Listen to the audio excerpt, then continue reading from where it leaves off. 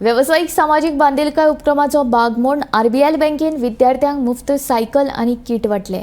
कासा देपो वाठारांत जाल्ले कार्यावळींत पणजेचे महापौर रोहित मोन्सेरात, उपमहापौर संजीव नायक, आरबीएल बँकेचे मुखेली सुमित भंडारी, ताळगांवच्यो सरपंच मारिया फर्नांडीस आनी हेर मानेस्त हाजीर आशिल्ले।